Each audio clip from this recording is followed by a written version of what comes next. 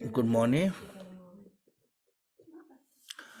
Um, Today we go through the Ngondro request by some people from Vietnam. Uh, because since last year, actually, we did refuge and Vajrasattva, but since there's some new people want to start Ngondro from the beginning, and we will do from the refuge. Normally, when we do the Ngondro, first 1 week, in retreat, at least 1 week in retreat, you have to meditate on the full training of the mind, meditate on the precious human life, meditate on the impermanent, meditate on the karma, meditate on the falls of samsara. So actually, long time ago, someone asked me how I can meditate on the full training of the mind. So because people thought meditation means they have to have some kind of project, the concept of a meditation is you have to think, you have to visualize in something. So meditation is the nature of a meditation is basically said one pointed mind. So you have to stay your mind in one pointedly. That's called the meditation. So you have to stay mind on one point delay on any kind of subject, any different, lots of different method for the meditation.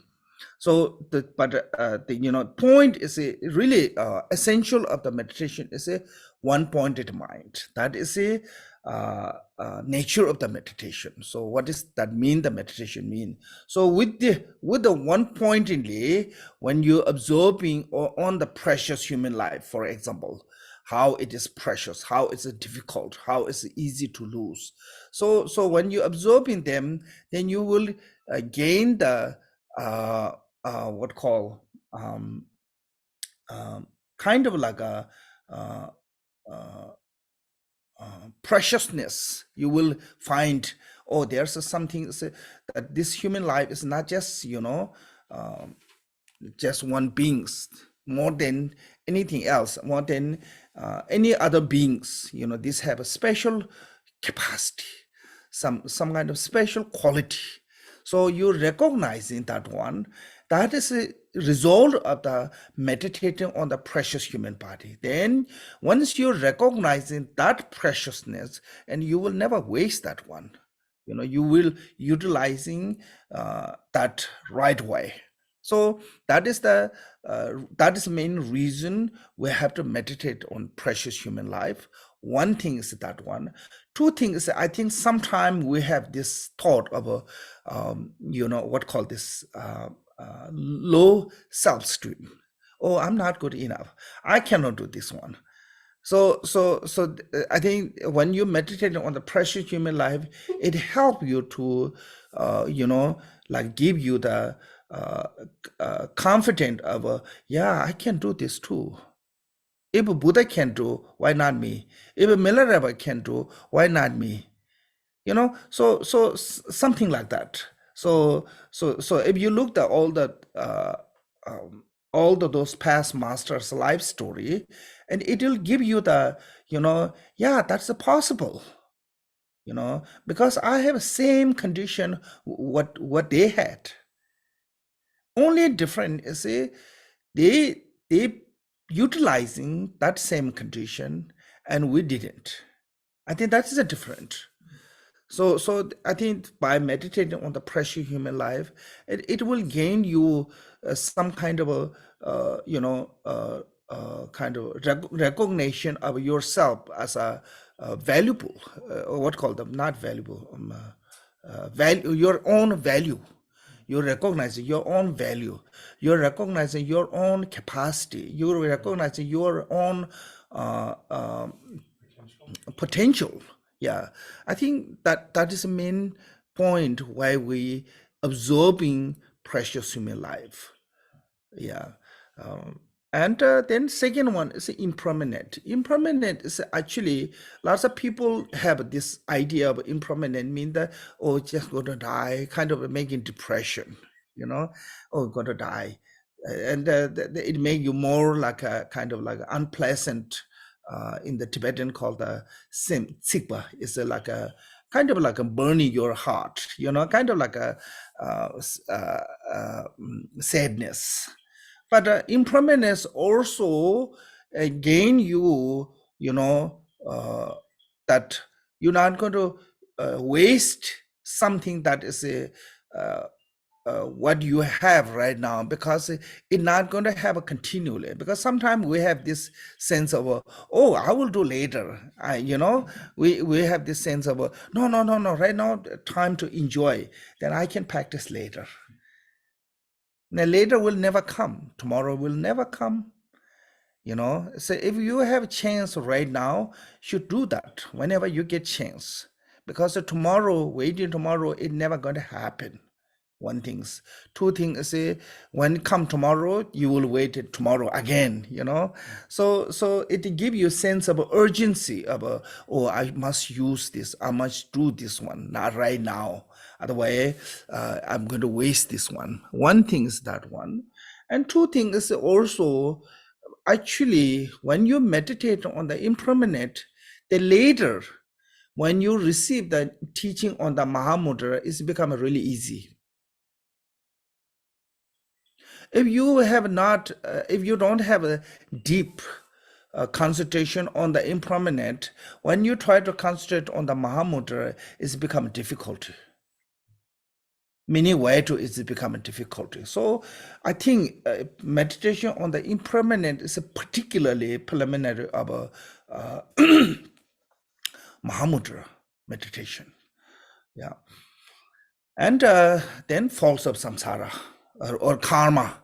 The third is a karma. Karma means you gain the sense of responsibility. If you want to be happiness, you have to focus on the cause of happiness. If you wishing to be free from suffering, you have to focus on the how to eliminating cause of suffering.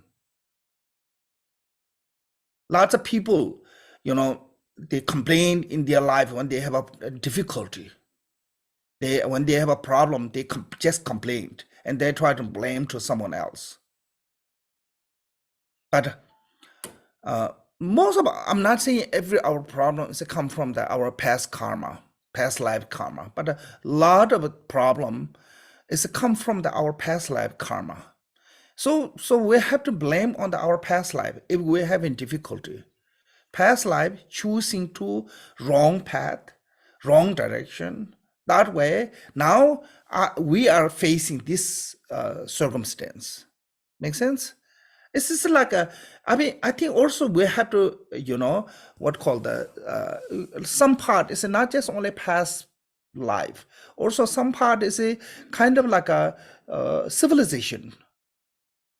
Our past forefather, some of they misbehave. Through that misbehave, to slowly we see the consequence of the like a, what call this like a environment change, and lots of nature disasters is caused by our forefathers misbehavior. So if our forefather does, they didn't make those mistakes, we don't need to see those problem. So some of them are kind of like genetic, or can say like family lineagely, human, what call this civilizationally, we create in also. So either way, whatever we experiencing, good or bad, is not come without a cause and condition. Everything is created by the cause. So cause means the action. There's a two kind of action, two kind of cause, physically cause and emotionally cause. So that is called the karma and action, action and emotion. The karma is, like physically, verbally, we're using, negative or positive, which is the encourage or produced by negative or positive emotion. So either way, from past life or from our forefathers mistaking the past one, and slowly come to the next one. Next, whatever we behave, it's impact to the next life or next generation. Make sense? Not just only ourselves.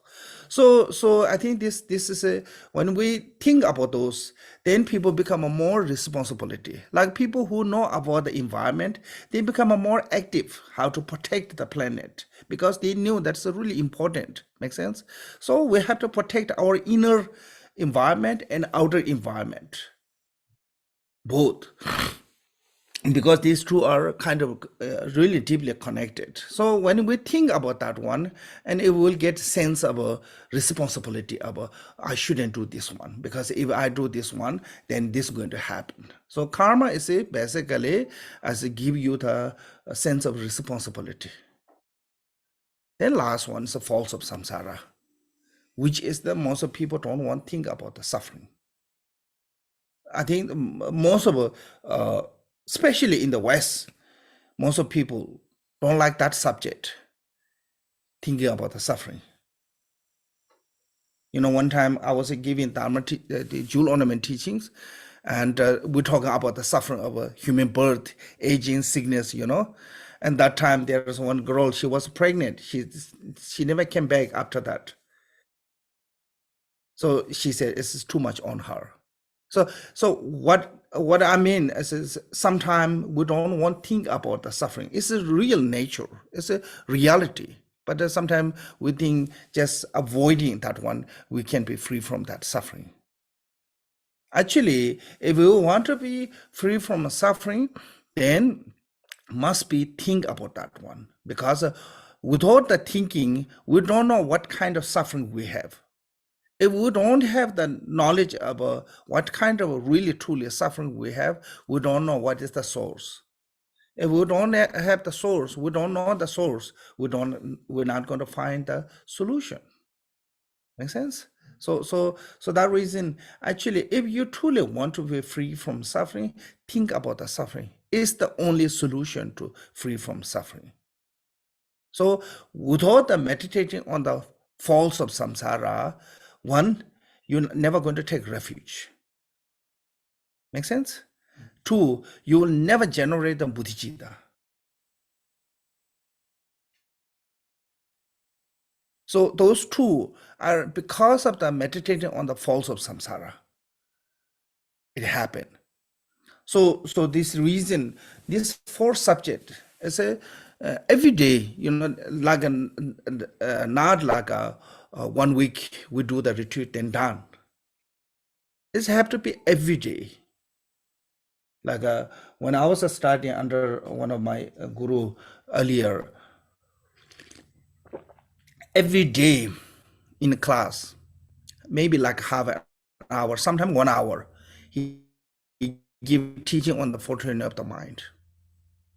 Unless short, even it's a short one, every day he gives some topic based on the fortune of the mind. That is the same way in the when we're meditating, we have to meditate on that every day, every angle, not just because we have done that, you know, that retreat amount of meditation on the fortune of the mind, then said, oh, I have done the retreat. Actually, until, you know, true resolve will come out, we have to meditate on that. It's not like you just finish the number. You know, it's not like just like you get the degree of the college and you're done.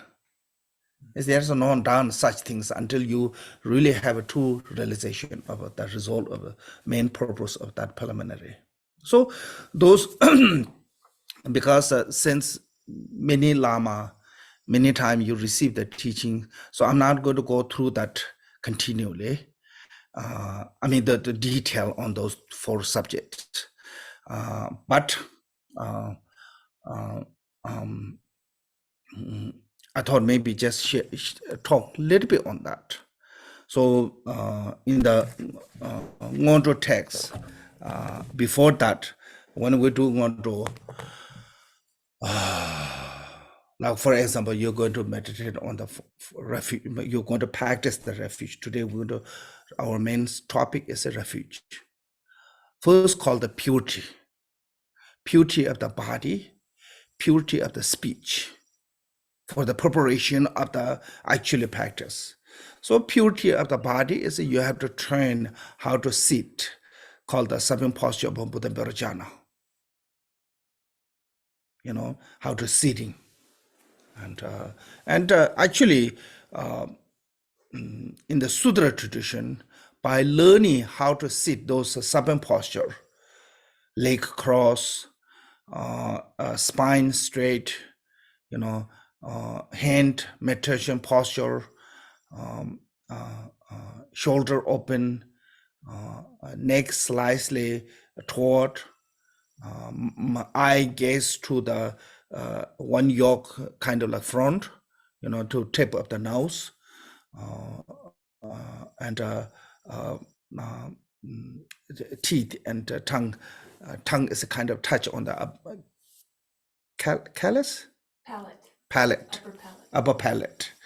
And teeth and lips live as a nature. So there's a seven posture. From those within the seven posture, I think like a few of them really important. Like one is a spine straight, two is a open shoulder, three is I think a gazing eyes. Those are because wherever eye goes, thought goes there. So that reason when our eyes gazing only in the front, they will not see that many things. So that way it not produce the new thoughts. So that is called the purity of the body posture, and I think by this training, you will actually kind of like plant the seed of achieving the enlightened body by learning how to sit this one. So, so that reason called the seven posture of Buddha Bharajana, because Buddha Bharajana is the embodiment of the enlightened body. Akshobhya is the embodiment of the enlightened mind.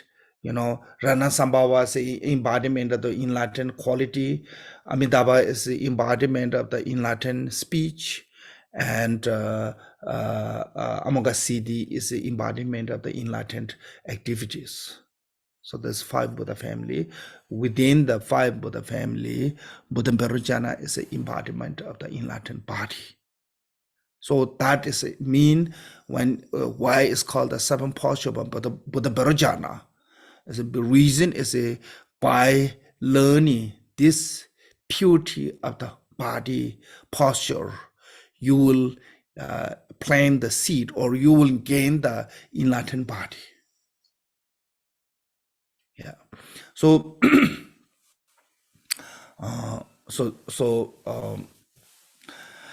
then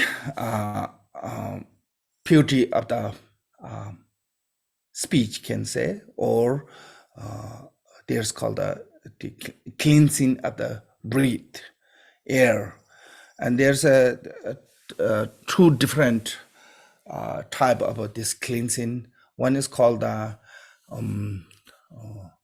nine breath, okay, and one is called the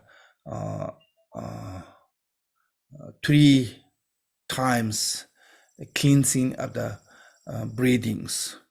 I think this is a little bit different. Non-circle breathing is mainly, I think, related to the 6 yoga of Naropa. But for the beginner, like a Ngondro, and that time, I think three cleansing of the breath is more, I think, useful. So this one is when you do it's called the Vajra mudra. It's a kind of press your ring finger and like this, and put on the upside down, your on the knee. this hand, both hand put on your knee, and of course rest of the body as a sitting as a meditation posture. Then exhale really strongly first, just kind of like a cleansing of all the air, dirty air. It's called the impure air cleansing, first one. Then there's a 3 stage of the breathing exercise. And the first one, you have to breathe in gently. Gently, like even your, they said, even your nostril hair not moved, kind of that gentle. But the shape of the breath is like a Bali shape. Bali is that first, first portion is a kind of tiny, and get bigger, and end up smaller. So breathing shape is a gentle way or a strong way, is a shape like a Bali. Okay, that is a breathing air shape. So this is the first one. Is you breathe in gently until your tummy is completely filled with the air. Then solo with the with kind of swallowing way to push down the air until to the navel area, and the rest there much as you can without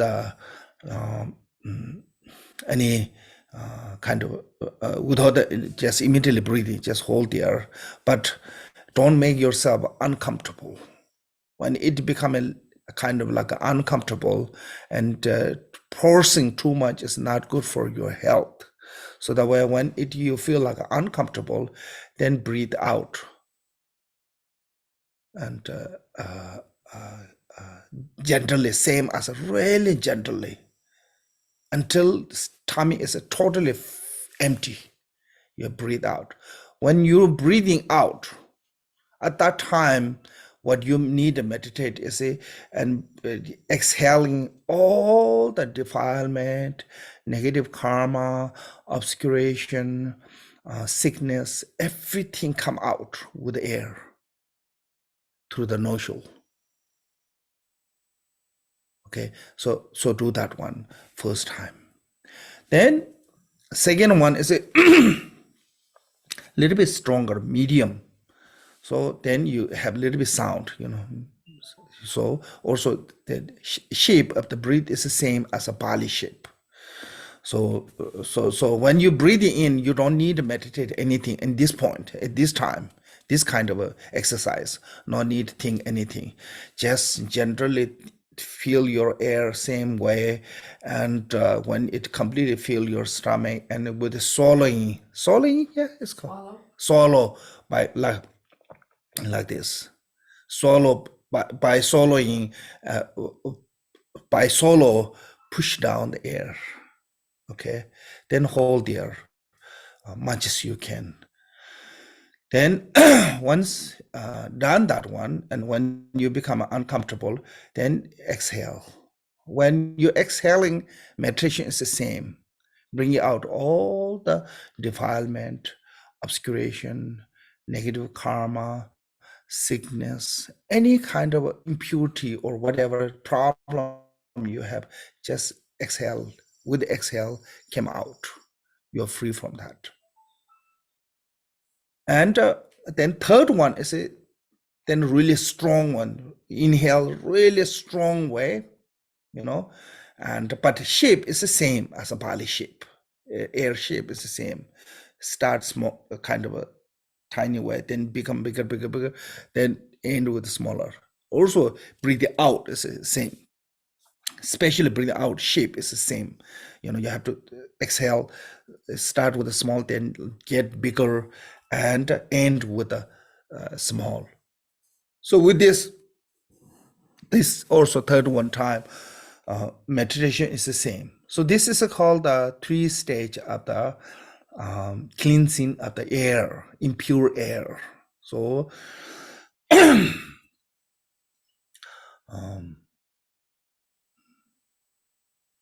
Okay, so now once we done that one, then meditate on the for immeasurable.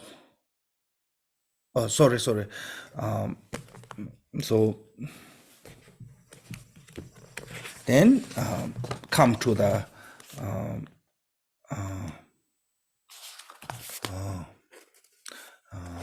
there's called the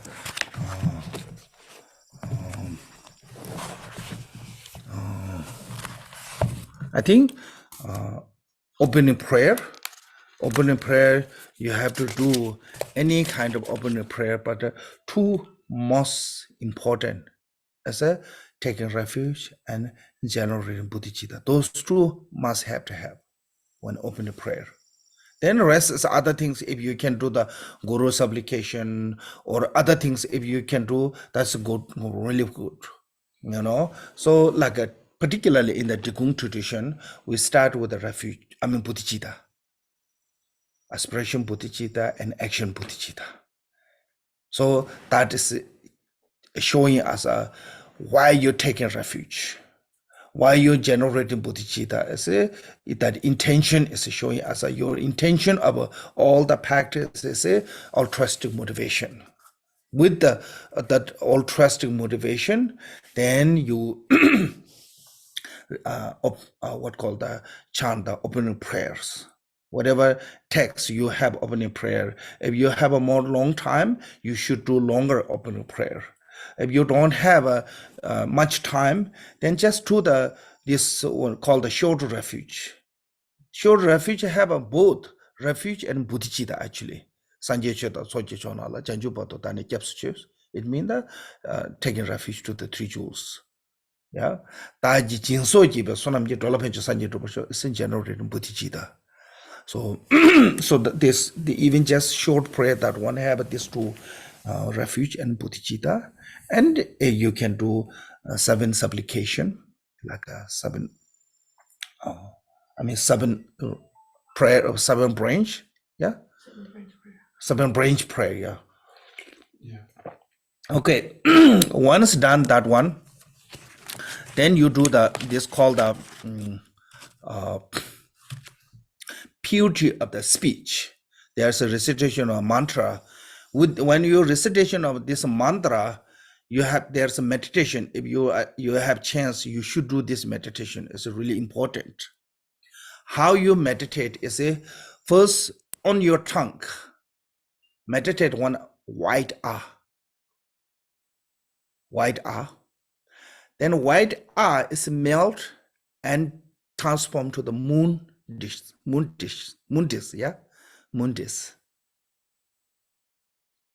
And once moon dish, that is white, there's no doubt, dart or anything, no impurity, completely pure white moon disk. On the moon disk, center of the moon disk, that is your tongue, center of the moon disk is a A syllable, white in A, white in color. Okay, then A, outside of the A, this what called the vowels, a, i, u, ri, lele, o, ang, a. Okay, place clockwise, counterclockwise, and circling clockwise. And all these vowels are white color.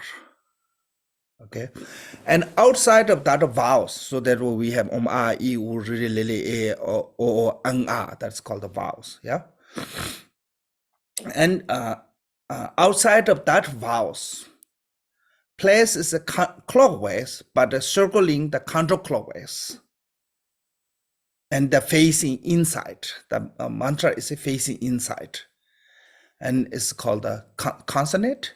That's the place, and rotating counterclockwise. And that mantra should be red in colors. Then outside of that, called the Tende Nimbu, essence of the interdependent mantra. That is a mantra placed on the counterclockwise, but rotating clockwise. So these three mantra, there's inside the I is the center, inside the vowels mantra, circling clockwise. Then outside of that is a consonant mantra, circling counterclockwise, blue, red in colors. And outside of that is Tendenibu, essence of the mantra. I don't know, this is exactly a translation. Maybe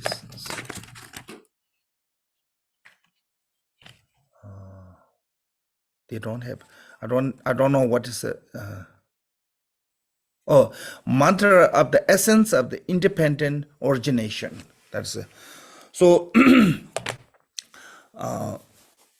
this mantra is a blue in color, and from those three mantra, rotating and same time as a rotating and same time as a radiating wisdom light from those three mantra.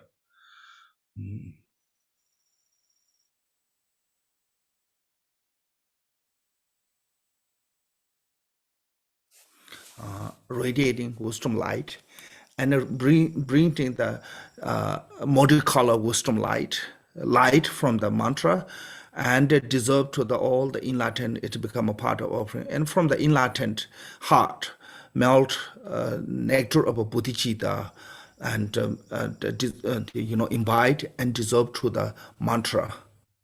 Then the mantra, as a when you receive all the enlightened blessings, the mantra outer, the independent mantra is dissolved to the melt into dissolved to the consonant, consonant, yeah, and consonant mantra dissolved to the vowel, vowel dissolved to the ah, and ah dissolved to the your tongue. So that is a purifying your tongue, a speech. Then whatever you recite the mantra, whatever you chant the prayer, it become pure. So this is there's a way to meditate, because sometimes we don't meditate on those. We just rush, like a Tibetan way said, don't recite the prayer like a chasing by a dog. When people chase by dog, what they do? They rush, run, yeah. So they said, don't chant prayer like chasing by dog, because we do that one. We rush to try to do fastness. Especially when Annie is here, she chants so fast that I cannot catch it. Her reading is really fast, yeah. So this is how purifying your speech through this mantra. So you saw this om I e u re le le e o anga ka nga cha cha cha cha nya ta ta ta ta na ta ta ta ta na pa pa ma om ye da ma hi de boy. So this three is called the purifying your through the enlightened body, speech, mind, to purify your speech. So that is a meditation. Okay.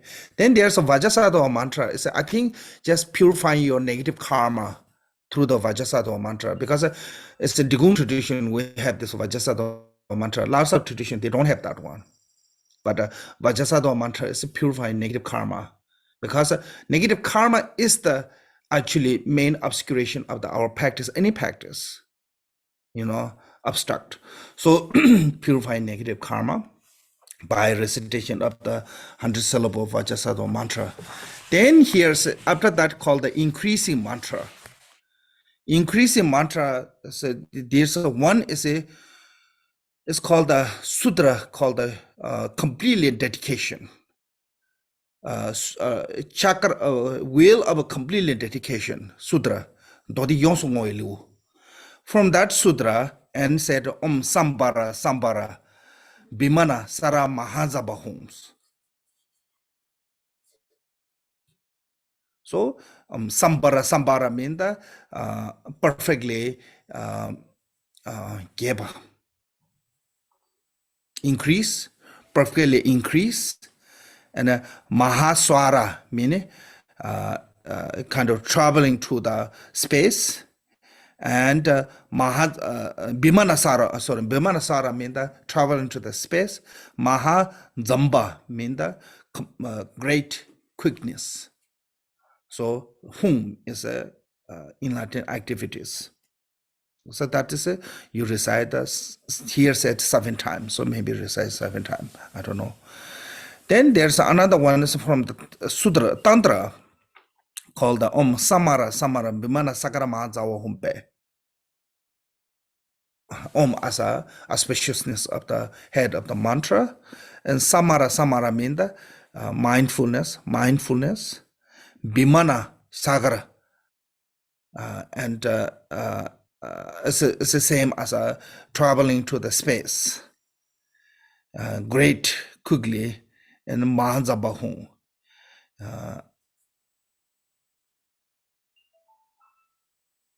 So travel in space with a greatly quickness. Whom? This one have a pair, but some other they don't have a pair.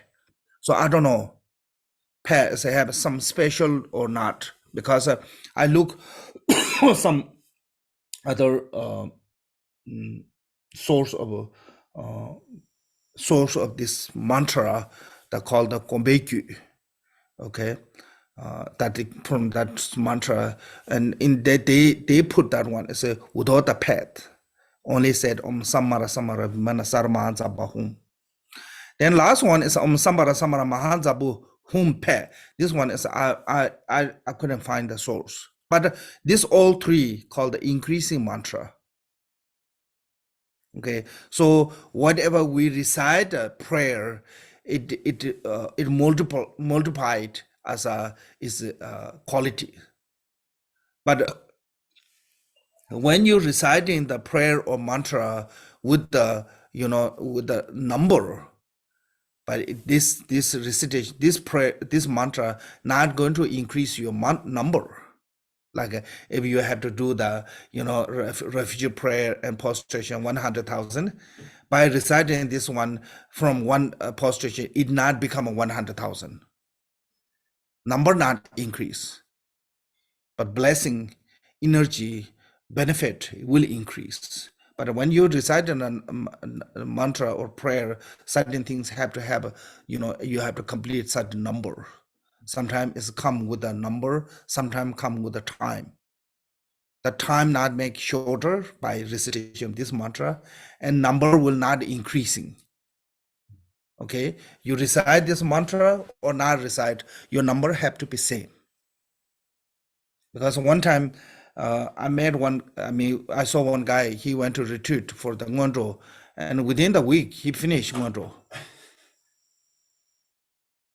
And he came out from the retreat, he said, oh, I recite the increasing mantra. So it doesn't count that way. Okay, but it will increasing your practice, energy, blessings. So these three are called the increasing mantra. Mantra be increasing.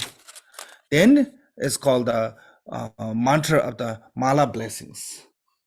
So when you recite a mala blessings, this is called the tip top of this mala is called the Dharmakaya stupa. It's a kind of stage of the Dharmakaya. Okay, so you in the left hand put like this mala, so moon cushion, and right hand is on the top sun cushion. Between the sun and moon, mala as a visualizer as a deity. But here, I don't think so. This first mantra, Om Ruziramane Parvadaya Humpe, have a particular deity's image. Just, I think this is basically called the blessing of the mala. The most of a common blessing mala mantra is Om Ruziramane Parvadaya Humpe, this one. This one common blessing mala mantra. and 7 times. Then Om Shipamani Dishirom. This I think because in the our Chakra Tantra Mara blessing, I say you have to visualize the Mala as a Pema Karwa. So this mantra is a mantra of the Pema Karwa.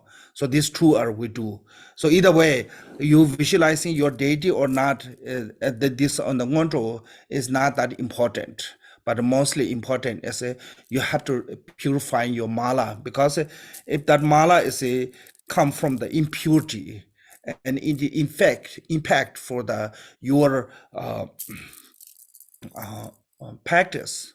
And also you're not allowed to use a mala which is come from the tip, which is come from the butchers, from hand of the someone hand of the butcher. Basically, and anything that is come from the negative way to found. Make sense? Negative karma. And also that you cannot use as a jewel that is already offering to the three Buddha, like sometimes people offering to the statue, mala, and you cannot use that as your personal recitation mantra, because it's already belong to the three jewels. You're not allowed to use. Then you know, each deity, their best way. So each deity have their own, you know, color. You can find that color of the mala is good, but you know, and also mala made by the precious jewel, like preciousness as a gold, silver, or mala made by the medicinal, you know, and mala made by wood or some things. So those are also have a reason to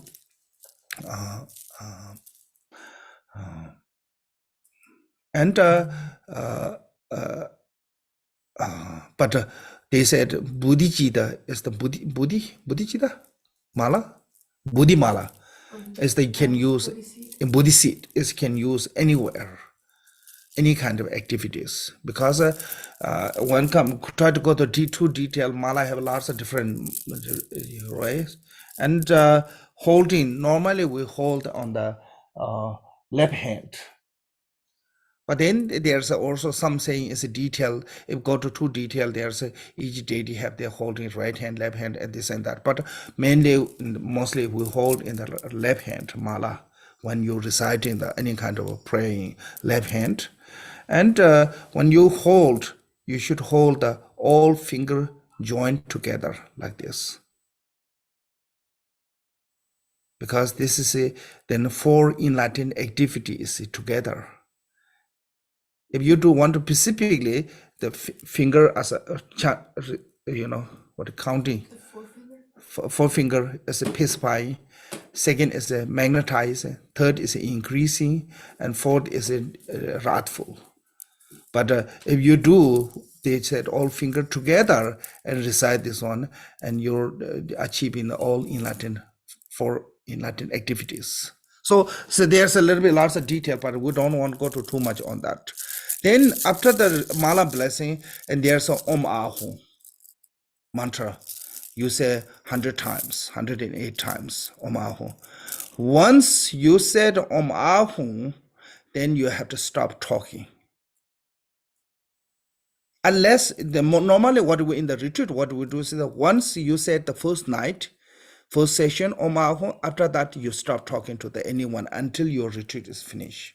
You're not allowed to talk. But unless every session, once you start Om Ahu, from there to until dedication Om Ahu, you shouldn't talk anyone. Every day your session, you shouldn't talk, and also shouldn't take break, go to bathroom, and you know it's a kind of like people do. You know, we are kind of spoiled people, and we want to take break, we want to rest, and we want to use restroom and this and that. I think they saying it's not good to taking break, continuing until say doesn't matter session how long you want to do, 1 hour, 2 hour, 3 hours. Normal retreat is like about 3 hours each session. So, so unless you shouldn't talk to when you're doing the full session. After the recitation of Om mantra, you shouldn't talk to anyone. And after the mala blessing, you don't let anyone touch your mala, including the crossing animal over the mala, yourself also crossing over the mala. And your mala is a bless, and don't let touch anyone, because when somebody is a sinful person, negative person touch to the mala, your mala will lose the blessings. Make sense? So that is the part of the Ngondro from the beginning. So after this increasing mantra and the speech blessing, increasing mala blessing, and omaho one done, then your main practice is you like today is we're talking about the refuge. So I'm going to talk from this book.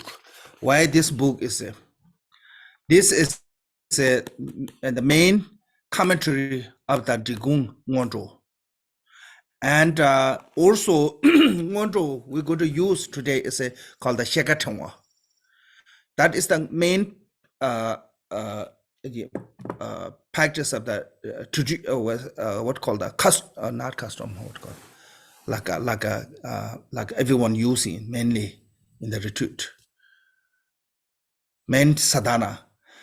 And also I receive myself this transmission and teaching from holiness, so I have a lineage, because I see lots of the Ngondro sadhana, Ngondro texts, and some of them they collected from some prayer from this lineage, some prayer from that lineage, some prayer from this, and they put together, and they said this is a Ngondro text. Now problem is if you have all those lineages, those prayer, then you can give the transmission to the someone else. If you don't have those all lineage prayer, even you put that one, it's become kind of like a no chain, the lack of chain of lineage. Make sense? So it's not healthy way. So you have to give something that you already received. Without having anything you receive, you try to give to the someone else transmission, it does not work. You have nothing to give. It's like your wallet is empty, but you want to go to shopping. How you go to shopping? Make sense? Yeah, you have to have something so you receive yourself to give someone. So if you don't receive the transmission from those lineage prayer, you're not allowed to give the transmission to someone else. So that kind of Ngondro is actually whoever wrote that one have responsibility of collecting all the transmission from whatever he or she put the prayer. If you want to collect it, you want to make your own nice one, put some prayer from this lineage, some prayer from this lineage, and make really nice, then your own tradition, then you have to have responsibility of getting all the transmission from those different lineage prayer and put them there, and then you can pass down to the later to other. Make sense? So that way, some I saw some people share me some other Ngondro commentary, or Ngondro sadhana, and personally I don't have those transmissions, so I'm not allowed to give that one. Even it's more symbol. So this one, Shekatangwa, one is my friend, he already translated, so it's English is available, and Ms. Tao translated into Vietnamese, so that way some language already available, the text. 1, 2, and I myself also received this transmission from the Holiness. So I did my own practice on this particular text, Shekatangwa. So those reasons, and then mainly see in the principle of the Drikung tradition, Drikung tradition, as the Ngondro is this one. Everyone in the retreat using this one, and that as this one is also based on the this commentary. This is the called actually. ngante Dharma Kiti, five for path Mahamudra Dharma Kiti traditions. One of his student wrote Dharma Kiti is a first Holiness Chungsa Rinpoche, Nikuri Zichara. His student wrote down by Dharma Kiti's instruction. So from this, I want to go through from this to the Ngondro commentary. Then I received this transmission from His Eminence Tongde Rinpoche. So that way, I have both this text of the Ngondro text and the commentary, both have a transmission. That way, I thought maybe use as a Shigatangwa. And now, if you look, there's called the chapter 2, because chapter 1 is a preliminary practice called the common preliminary practice. Now, chapter 2 is an uncommon preliminary practice. Reside in the uncommon preliminary practice are the instruction on the going for refuge, the accomplishment of which make one's mind stream suitable container for the teachings. So if you took refuge, you become Buddhism. When you become a Buddhism and you're suitable to receive all the other rest instruction. So that way, refuge is the fundamental motivation of the Buddhism. And another way is refuge is distinguishing you from the being Buddhism and non-Buddhism, distinguishing by the refuge. So the reason, first one is a refuge. Then meditation on the mantra recitation of Vajrasattva, which purify the negative action of the obscurations. Instruction on the mandala offering, which is perfectly two accumulations. And meditation on the Guru Yoga, the entrance into the receipt, the blessings. So there's a four uncommon preliminary practice. So today we're going to talk from among these four. First is instruction on going for refuge. Going for refuge, going to refuge. I think going to refuge is a more better, yeah. Going for refuge sounds like it's this is I work on the text. If there's an English mistake, that's my fault. But going for refuge sounds like you doing something for the refuge.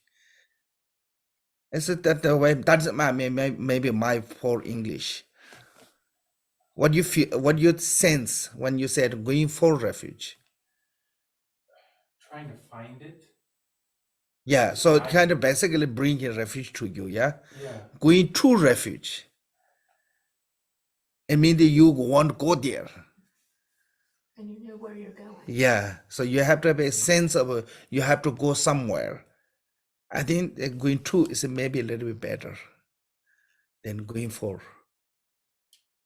I think so. I don't know. This is maybe you're language expert, so you should think about that one, because language have a feeling, language have a culture, language have a history. So otherwise, if that not giving you same feeling, you're not allowed to use that word on that sentence. Even the same word, sometimes it work with that sentence, sometimes it doesn't work. Yeah. So 2 or 4, I don't know which one is better. People think about that one. I've heard someone say going to, like, you make perfect sense, and I agree with what you're saying. But I heard someone say that they used for, because when you say going to, it sounds like it's outer, and refuge is more something else. Anyways, okay. What you said. Now, instruction on going for refuge or going to refuge. The instruction on going for refuge has a 5 part: nature, the definition, the classification, the training, and actually practice. So this is 5 different. So actually practice is the Ngondro practice, what we do the refuge practice. Okay. So what is the nature of the refuge? Is a mind that holds refuge by abiding in the 3 jewels.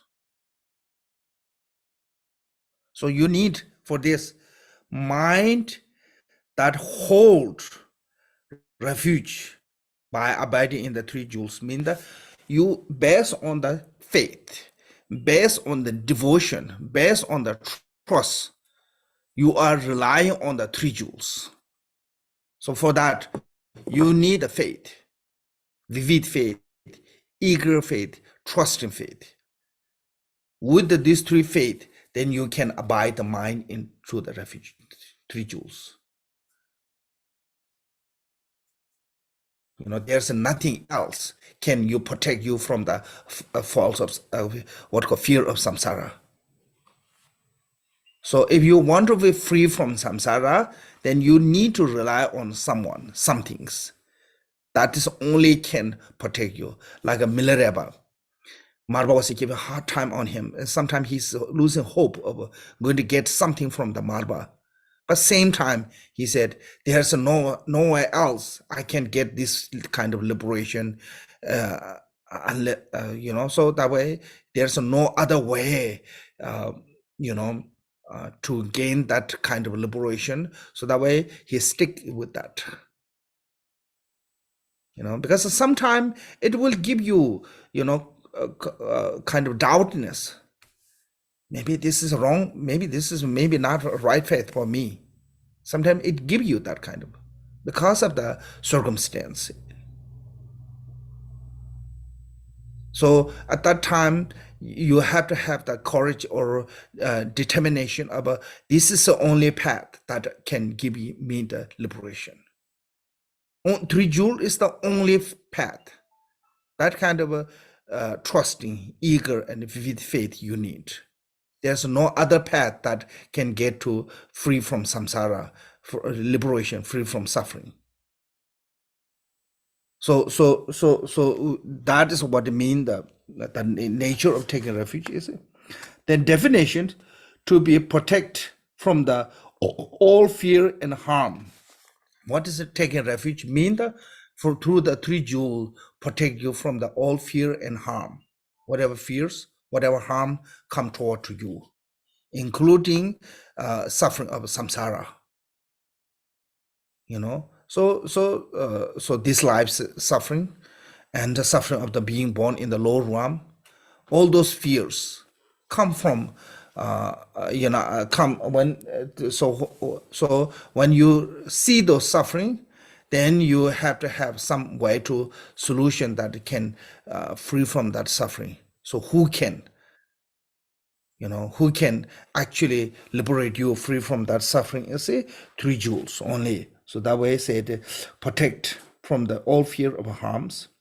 And the classification are causal refuge and resulted refuge, or the refuge of the lesser, medium, and superior beings, or the refuge in the Hinayana, Mahayana, and which is a common in the Vajrayana regarding the object of the refuge, design based on the length of the time one's going for refuge, long as short, as well as the scope of the one's interaction regarding refuge, large or small. So here, first said causal refuge and resulted refuge. Causal refuge is what we right now we practicing is called a causal refuge, because by relying on that outside three jewel, Buddha, Dhamma, Sangha, we will gain the inner Buddha. We will gain to the enlightenment. So our achieving enlightenment is relying on the cause of taking refuge to three jewel of the Buddha, Dhamma, Sangha. So they are the causal refuge. Cause of our enlightenment is three jewels. Buddha as a teacher, Dhamma as a teaching, Sangha as a community. So these three jewels are outside. It's called the causal, sometimes called the outer refuge. Okay.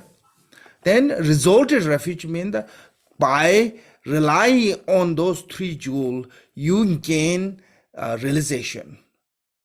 And when your inner Buddha is awake from the delusion, inner Buddha is awake from the confusion, that is called the resulted refuge. So what you will gain, what you will achieve, that is result. by relying on the outer three jewels. Like when you rely on the three jewels, Buddha, Dhamma, Sangha, one day you become a Buddha. So that those reliable source of three jewel are causal refuge, that one day you become Buddha as the resultant refuge. But that you're not going to gain the achievement of the Buddhahood by, without relying on the causal refuge. That's what causal refuge means. Because there's no result will gain without a cause. There's no anywhere that you can have the result, what called the result without a cause. Every result is produced from the cause. So that way, outer three jewels, Buddha, Dhamma, Sangha, without relying on those three jewels, you have no chance to achieve the nirvana. So that reason, causal and result is talking about that one. Sometimes called the inner Buddha. Yeah. So inner Buddha have to can awake inner Buddha by relying on the outer Buddha. That is called the causal refuge and resultant refuge, or refuge of the lesser, medium, and the superior beings. Lesser is talking about the listener. Medium is talking about the what called the solitary realization. Sharvaka. Lesser is a Sharvaka vehicles. Medium is a Pratigya vehicles, and superior being is a Bodhisattva vehicles. So Buddha give the three different type of teachings, and lesser is mainly focusing on the Four Noble Truth, and medium is mainly focusing on the interdependent origination, and the great is mainly focusing on the true truth and relative and absolute. Also refuge of the Hinayana and the Mahayana. Hinayana means the lesser vehicle, Mahayana means the great vehicles, which are common, and which both are them can call the common, and the Vajrayana regarding this as an object of the refuge or design based on the length, time, and going for refuge. So this Hinayana and a Mahayana. Okay, Hinayana and a Mahayana is a different, because of the based on the length. Like most of Hinayana, when they take refuge from now on until your death. Mahayana, you take refuge from now on until you achieve the enlightenment. Length is different. And time.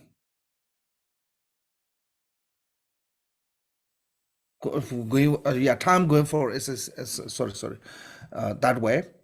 Refuge will as a scope of the one's intention. So scope of the one intention also different. Hinayana, when they take refuge, intention of the taking refuge is based on the fears. Fear of samsara, fear of the being born in the lower realm, then they take refuge. So that's the intention as based on the fears. Mahayana, when they take refuge, intention is based on the compassion. That's different. Compassion toward to the sentient beings. So that way, these two different scope of the intention. I think going for refuge, intention regarding the refuge, large or small.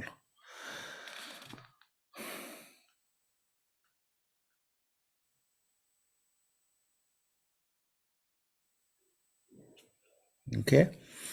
Then there are many destinations like this regarding the classification of refuge. One should study other explanations that are more extensive. So if you want to know more detail, then you should learn on the jewel ornament. Jewel ornament, there's one chapter based on the refuge and detail about including the ceremony and everything there. Training and everything detail is in the jewel ornament. You can learn from there. The training has three parts: common, special, and training, and the appropriate of the need to be disabled. Common training has three parts. Having gone for refuge in the Buddha, go no one does not prostrate to the worldly deities. You know,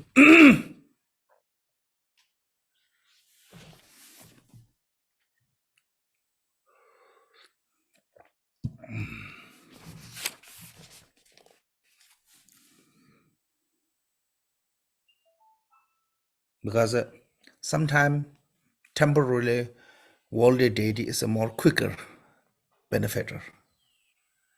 Some spirit at a certain point, at the moment, give you great benefit, but it will bring you the deeper in the samsara. Make sense? So you cannot rely on the worldly deity. Even at the moment, it's really helpful because they cannot give you the liberation. They only show you the path of the samsara. Like this is different, you see. Some worldly deity maybe really care about you because you worship them. They really have a closeness, like our parent. No parent have a wrong thought for the kids, but they don't have a wisdom and method to show the path to the liberation. They only show you the path of the samsara. When we actually listen to the our relative and parent, only they can give you the how to create the negative karma, how to protect the loved one, how to defeat the enemies. So how to accumulate wealth and this and that too. So build the attachment, aversion, ignorance is a stronger. So if we really truly look carefully all their advice, the advice is only give you to the deeper in the samsara. But when you rely on the three jewels gurus, and it will give you advice is how to liberate from the suffering. So that is different. So same way, worldly deities, they will help you, but their help is only bring you deeper in the samsara. I'm not saying they don't care about you. They care about you because you are a benefactor for them. Through your offering, through your worship, they get benefit. So you are the benefactor for them. So that way they care about you really much. But they only know how to show you the samsara, deeper in the samsara. Make sense? So that once you took refuge, then your path is changed. Now you're not allowed to do prostration to the worldly beings.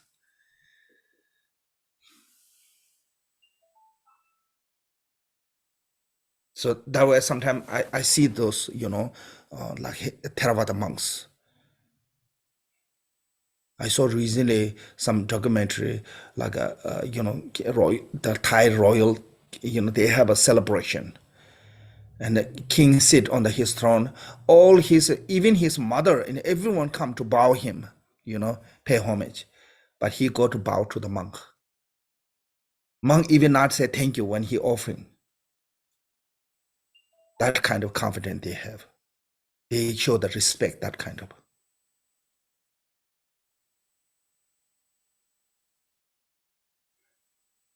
So because when you offering to the three jewels, Buddha, Dhamma, Sangha, they accepting as a for your sake, so they don't have to say thank you. Actually, some mannerly Tibetan lords say thank you, but truth is you don't have to say thank you, because when you're offering to the monk helping you to accumulate the merit, and that is showing us what called the social state of the label of the spiritual and mundane.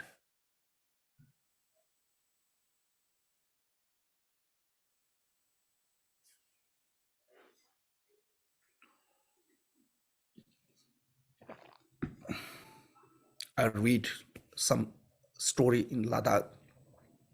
The king go to see his guru, do prostration, ask, request advice every time he has something.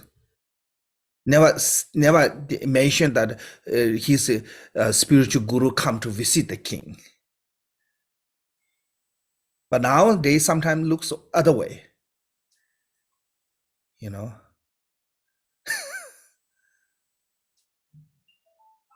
Spiritual guru have to please the disciple. That's called the degeneration time. So point is what I'm saying is that is different between the mundane and super mundane. When you took refuge to the three jewels, that means that you rely on the three jewels, Buddha. Once you took to the refuge to the Buddha, you're not allowed to do the prostration or pay homage or those things to the local spirit.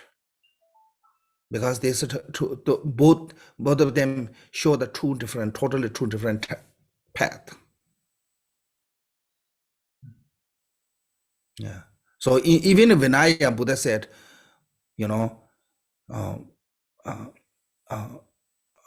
monk cannot do prostration to the lay people, even that lay is really high. Like one time in Nalanda, I think Nalanda, Chendagumi, what great scholar, invite, and all the monks at the roadside welcome me. Because Chendagumi was a lay, so he couldn't bury himself as a welcoming main guest. So what he did is he put the Chenrezig in front of him, statue. Chenrezig statue in front of him, and he sit behind the Chenrezig and supplicating to the Chenrezig. When he supplicated to the Chenrezig, and Chenrezig statue at some point look back, that is true, So there's one Chenrezig like later becomes statue facing like this. So even that kind of great scholar, they don't accept as this kind of what called a honorable ceremony because they are not really ordained. So that much huge different, I think. So that way, and there is one detail. There's one, but if that is a lay ordained is a lay is if arhat, then monk, even the regular monk. There's one. I'm not detail. I don't remember exactly, but there's one monk Vinaya I have to mention. So point is here. What I'm saying is once you took refuge to the Buddha, then if you rely on the other source, other protection, then you follow into the two different path. You cannot do that one. So that way, once you took refuge to the Buddha, one does not prostrate to the worldly deities. Having gone for refuge to the Dharma, one abandoning harm for the sentient beings. So you're not allowed to harm the sentient being, because harming sentient being is the adharma. And dharma means the positive, adharma means the negative. So when you follow into the path of the dharma, you're not allowed to do the adharma. Having gone for refuge, the sangha does not to associate with the heretic. Basically, here is what we're talking about. Is when you take refuge to the sangha, do not associate. Basically, saying is a companion that is a bad influence into you. Anyone. It's not talking about. It's not saying don't talk to the other religion people. Don't have a cup of tea with other religion people. Don't have a cup of meal with other religion people. It's not talking about. It's saying when you companion with spend lots of time with certain people, and people give you the influences. Make sense? If you stay on the long time, and they will give you the lots of influencing from that. Like how much Hollywood influencing people's behavior, basic behavior. lots of Tibetan people I see in India growing, sometimes, accidentally or sometimes kind of like a joke way, he said, when they have some problem, he said, "Hey Ram." Because they influencing through the movie, through the TV, through the culture, and even you don't believe you saying things like that. Make sense? So that way, you have to be protective yourself, but by not influencing from the what called the different path, different, especially something that is a negative way. Make sense? So I think this, you have to protect yourself from the because sometimes even that is right or wrong, through the influence into you can be become that way. Yeah.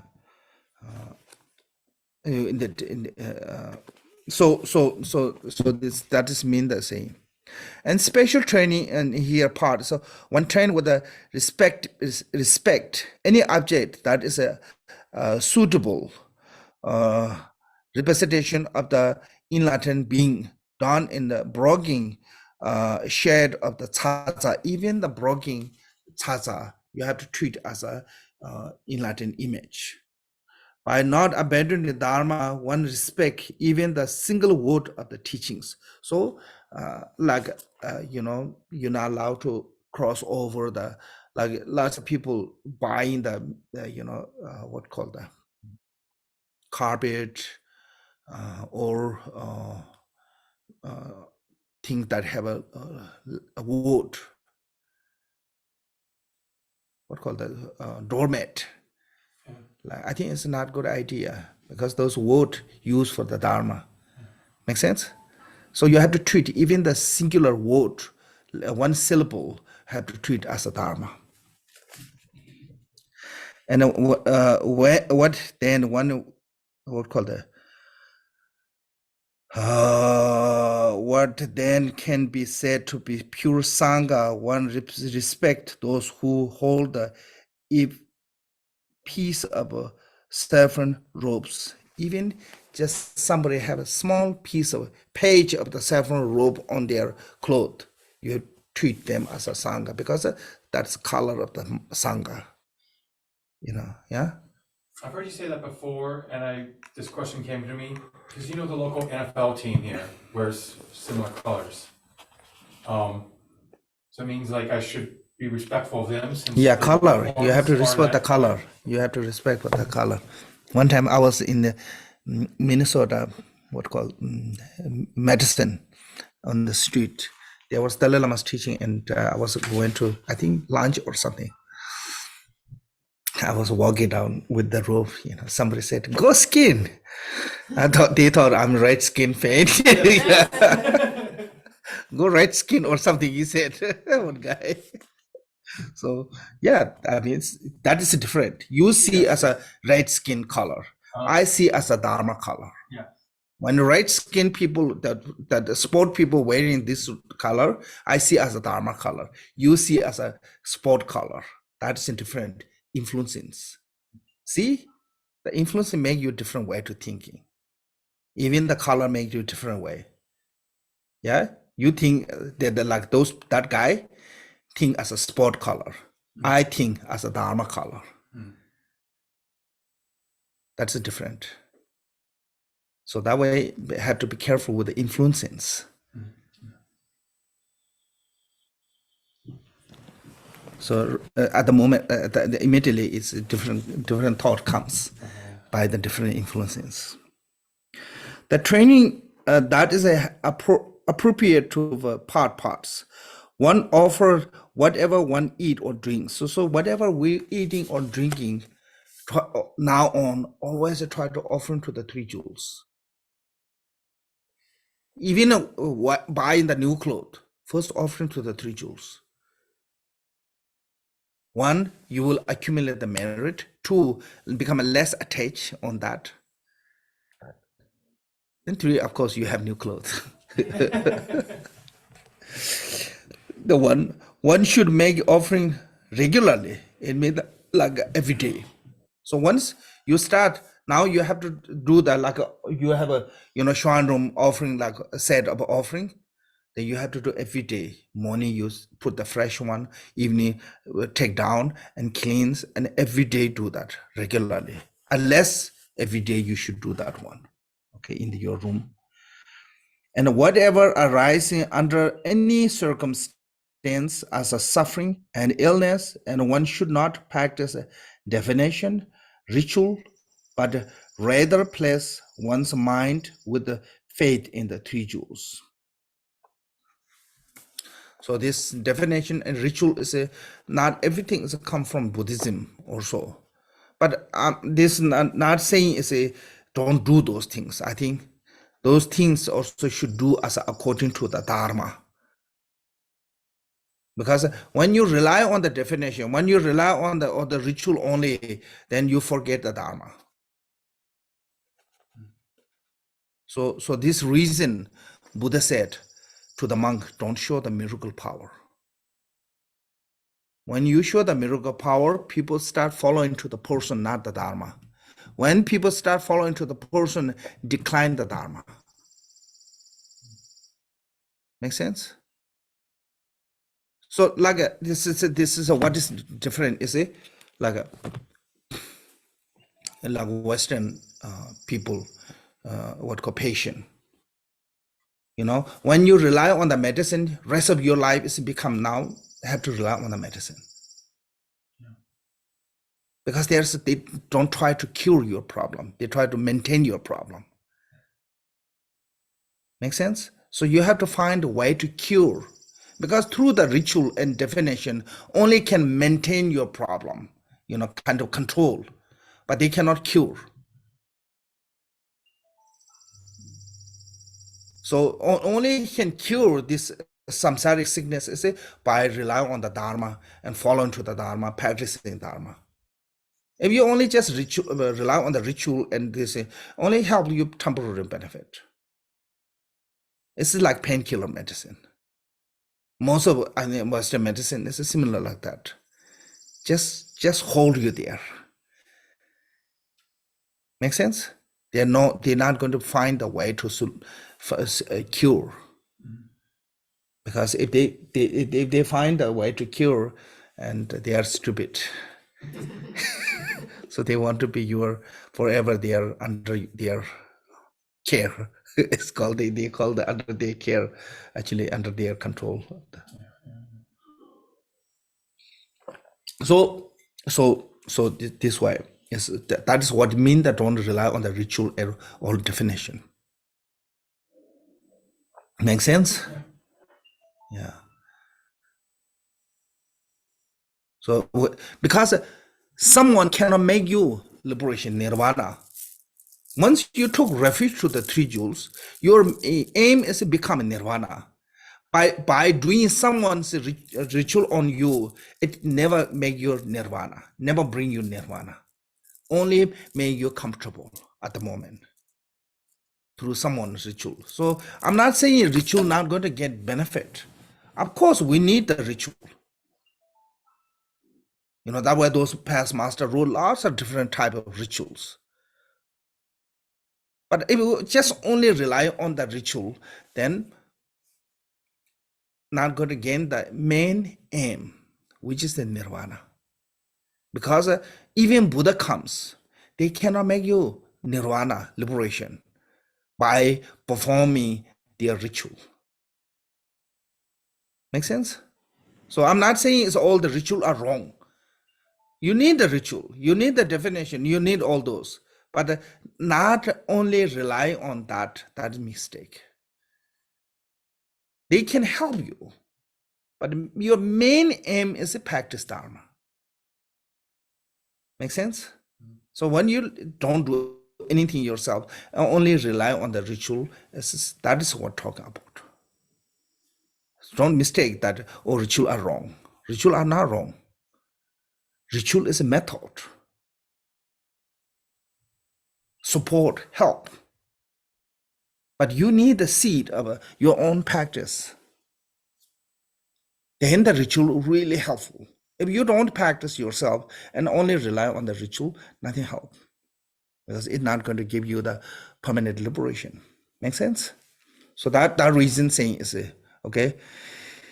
Even if one's life is dangerous or for sake of a reward, one do not abandon the three jewels. I heard lots of Asian people move to West and they join to the Christian because they get better job when join to the church. So don't say is don't do for that reason. But if you really have truly faith to the Christian, for example, you think the Christian faith path is better for the liberation than Buddhism, then yes, you join that one. Nothing wrong with that. But you for sake of the job, sake of the money, sake of the temporary benefit, if you change your religion, that's a mistake. From the Christian to Buddhism or any kind of religion changing is a mistake. Make sense? So that is to talk about here. So for those sake, don't, because this, you know, danger, this life, you facing the dangers, doesn't matter, no matter what, one day you lose this life. There's no way ultimate protection of from the dangers. Make sense? So sooner or later, everyone die. There's a danger there's a lot of the death of the danger is everyone go through. So there you cannot escape from that. Whenever one goes, one should posture to the Buddha of that direction. So like each direction have a Buddha, you know, south direction, north direction, east direction, west direction. So do the prostration on that. And not just only doing the prostration, also thinking about that direction Buddha and traveling with that. When you're going south, think about the Ranasambhava Buddha. Like you're going to the pure land of the Ranasambhava. When you're going to the north, think about the Amagasiti. When you go to the west, think about the Amitabha. When you going to the east, think about the Akshobhya. With thought of that. Then if when you died, whatever you thought of that will help you, lead you to the reborn in that pure land. Recalling benefit of the quality of the going for refuge, one should diligently take refuge 3 times during the day and 3 times a night. So 3 times day, 3 times night is in the Buddhism normally is a 24 hours divided into the 6 times. You know, midnight, dawn, morning, noon, afternoon, evening. So I think they divide it into 6 times. So basically saying is you have to reside the refuge for 24 hours. 3 times. You could, how to you recite the 24 hours? You have to go to sleep. Go to sleep with the thought of refuge. You whole sleep instead of taking refuge until wake up. If you thought of, you eat with the thought of refuge. You walk with the thought of refuge. So no matter what you do with it, you're doing the refuge practice. Make sense? So I think that means that way. Regarding of the benefit of refuge, 70 verse of the refuge says, this is wrote by Chandagome, one of the great Indian master called the Chandrakirti or Chandagome, Dawatapa, one who wrote the middle way text.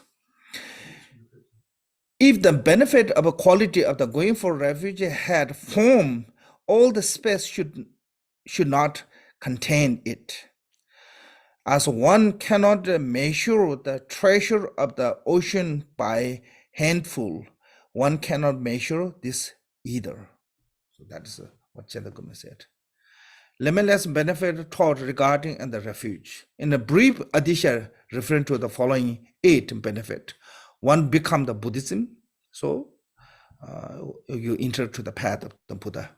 One, become the vassal for all the vows, because once you took refuge, then you can take refuge, individual liberation vow, Bodhisattva vow, Tantric vow, all those vows you can take. If you don't take refuge, you're not allowed to take all those vows. One purify all the negatives. It's like a Gambaba said, taking refuge is like a you make a friend with a powerful person. When you have a really powerful person as a supporting, no one can harm you. So purifying.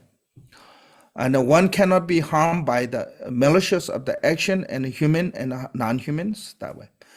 One accomplishing the huge amount of the merit, one fulfilled all one's wishes, one do not fall into the three lower realm after one's death. So remember in the Pardo said called the Nirvana Kaya Pardo.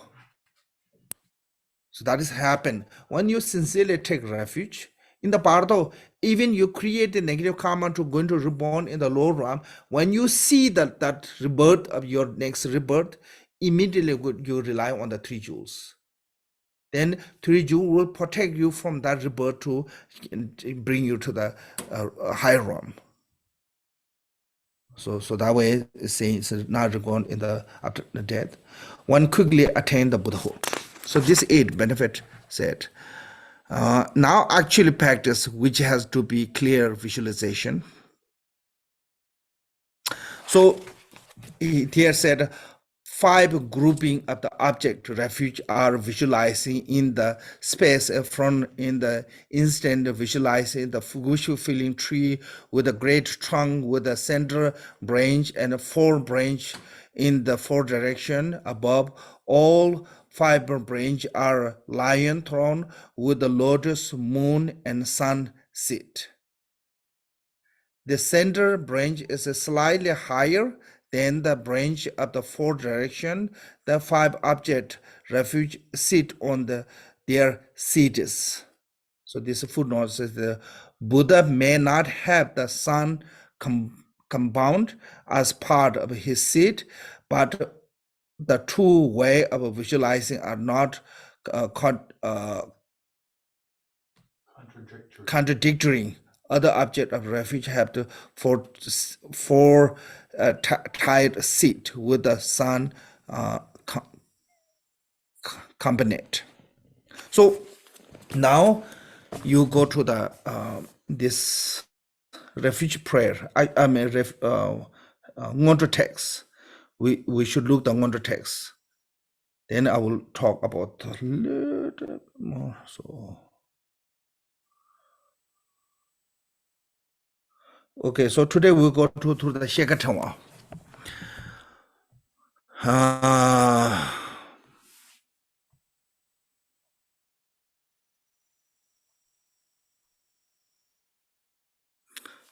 Is there any page on this? No page, yeah? Yeah, I don't see you. So said 4 common preliminary practice, actually refuge, said. Instantly in the space in the front of me, I visualize a big wish-fulfilling tree. In the center is the branch extending in the 4 direction, and there are 5 seats, each one comprised of 4 layers. So this is one. So you have to visualize as like a land as a pure land. First, if you want to go to detail, first visualize it as a lam syllable. Okay, then lam syllable transform to the golden the earth, golden earth, really pure, beautiful, like a Sukhavati of a pure land. More beautiful you visualizing in here, that much your pure land will become that kind of purity. So most excellent. All the beauty, so whatever you're visualizing, that the earth is become the place or wherever you is become that way. Then there's a bomb syllable. Bomb syllable become water, lake. The lake is a really beautiful lake and with adorned with the lotus, flowers, all the birds playing on the and around the lake is a mountain, really hillish mountain, green, beautiful, and lots of animals they playing peacefully playing around there like deers and all those other animals. They really enjoying birds and those in the water also water birds, lily, lotus, and all the flowers completely adorned with the most beautiful place and the center of the lake. Then you visualize a wish fulfilling tree. That wish fulfilling tree, when you're meditating, not just small tree like what you see normal. That tree is completely filled with space, like huge, completely filled with space. That from tree, that kind of tree, you have to visualize it. So that tree is, you see the image here. When we're in the Pure Land, is the ground soft to Yeah. walk on? Okay. All the like if you read the Amitabha Sukha with the Pure Land, visualize that one. Okay. The wish fulfilling tree is so beautiful, and with the fruit and all that leaves and flowers, fruit, everything's adorned.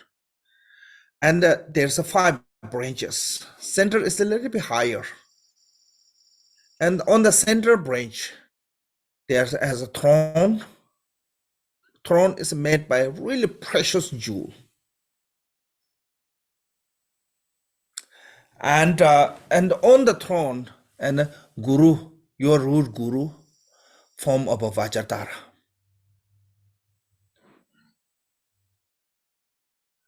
And then root guru is a form of Vajradhara and surrounded by all the lineage master from the Vajradhara, Tilu, Naro, Marpa, Mela, Kamboba, and all the lineage master until your root guru's guru. So like our root guru is the Holiness Chesarampoche. His guru is a Chungarampoche. And thus all the lineage guru, from there to until all the lineage guru surrounding, like a marketing completely. Then in the front of your guru Vajratara, another branch. On that branch, then deities. In this tradition, said 4 layers of the seed. It means the throne, lotus, sun, and moon. 4 layers of seed. So according to this text, so you have to visualize another throne and a seed of Vajradhara and all the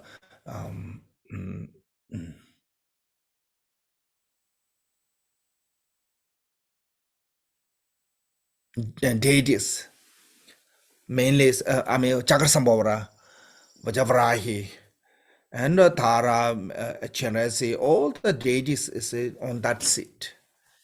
A symbol of a deity is like gathering like a cloud.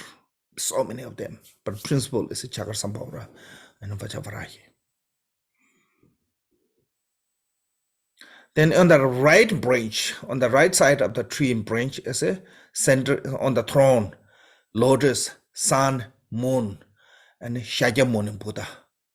And on the Shakyamuni Buddha is surrounded by all the lineage masters. I mean, all the 1,000 Buddha, sorry, 1,000 Buddha, and all other Buddhas. Then behind is another branch, or the 4 layer of the seed and seeding. You can visualize it as a scriptural text, like behind me, you can see it that way, or you can visualize it as a Panjana Paraminda. And I will read later on the Panjana Paraminda. Then left side of that branch, the 5th branch, as the like a Lord of the power, as a Lord of the compassion, as a Chenresi, Lord of the wisdom, as a Manjushri, Lord of the power, as a Vajrapani, and all those great Bodhisattvas surrounded by the Sanghas. So that is visualizing, and all of in the text said, If you look the text, it said, in the lion throne, lotus and sun and moon stick on the urban another's. One of the center is the highest, those who are the four direction as a slightly lower. On the seat of the center is the root guru Vajradhara, surrounded by the lineage guru. On the throne is the front is the Uri Chakra. I don't know, I think this is a mistake.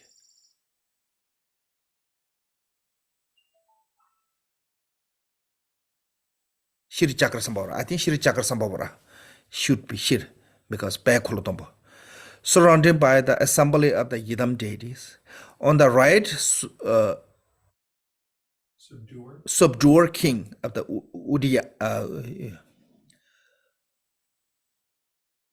Ukaya, surrounded by the 1,000 Buddha of the fortunate one. So, subduer king is a Shakya, this Shakya, subduer king of Shakya. This is mistake, English. King of the Shakya is Shakyamuni Buddha. Okay. And surrounded by the 1,000 Buddha or the fortunate eon. And then behind is a supreme Dharma sitting on the throne is the form of a text. On the left is the Avalokiteshvara Bodhisattva, method, Manjushri, Bodhisattva, wisdom, and the Gayapati, the Lord of the mighty power. As the addition, them there are the 8 close disciples, such as Kishtagarbha and so forth, and the assembly of the Bodhisattva Sanghas. And below are the Dharma protectors, such as Mahakala, and like the gathering, like the accumulation cloud, the object of refuge and practice. So this is below one. It's not just only below. You have to visualize all the, what called the like between the branches, between between area, between all the protector assembly of the protector, Daga, Dakini, completely filled. Between the branch, between the leaves, all the area there's have space, completely secured by those protectors. And particularly this called the wisdom protectors, like Mahakala, Achi, and those all the wisdom beings. They are enlightened one. And all the Dharma garden protector, Dakinis of the wisdom beings, and completely trees around the space is completely protected by them. Not just only below, word said below the throne, but not just only below. I think you have to visualize it. All like tree is like this, all part of the space. Those protector is completely filled and protecting. Like, these days you arranging the security, wherever I have a space that, they have the entrance in, they protect by the security. So similar like that, all part of the tree, not just only below, everywhere, those Daga and Dakini, they're protecting from the all kind of obscurations. So this is called the outer refuge and inner refuge. Like Milarepa said, Buddha, Dharma, Sangha is outer refuge. Lama, Yidam, and Dakini as an inner refuge.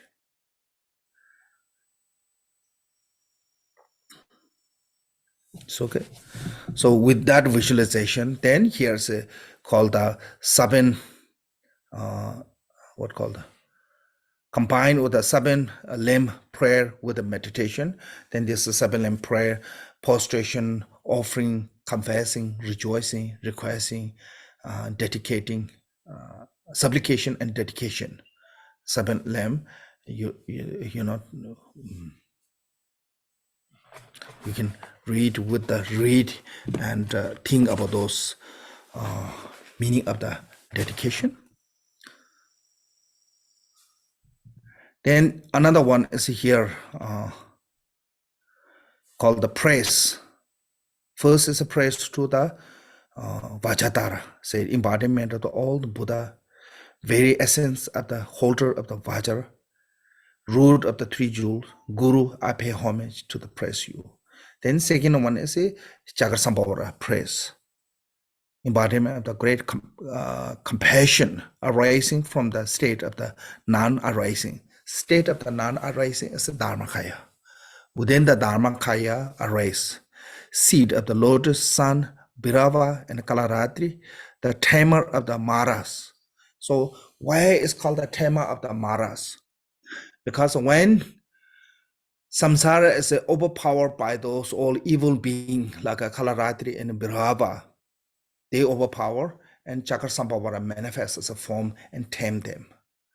So they sitting on that is a symbol of taming them, overpowering them, So that way, embodiment of the great wrath manifests from the syllable she, yeah. Oh, it's hung, sorry, syllable hung. Bhagavan Chakra I pay homage and embrace you. Okay, Chakra. Then from the pure place of the Dharmakaya, it's the same as a, Dharmakaya state. Out of the non-referent love on her heart, she who appearing in the illusory form body, Mother Varahi, I pay homage. So her body is illusion. It's not like solid like us, called the, empty nature. But she manifests because of the compassion. We manifest because of the karma. That's different. We push by karma here. She pushed by her compassion. So she manifests as a form, as a compassion. Then said, outer purity of the four elements, four wisdom essence as a Dakini, Lama, Kantarohi, Rupini, and for Devas, manifesting from the benefit of a transitory of the being for Dakini, I pay homage to the praise. So purity of the four element, and they are four wisdom, Mirula wisdom, discriminated wisdom,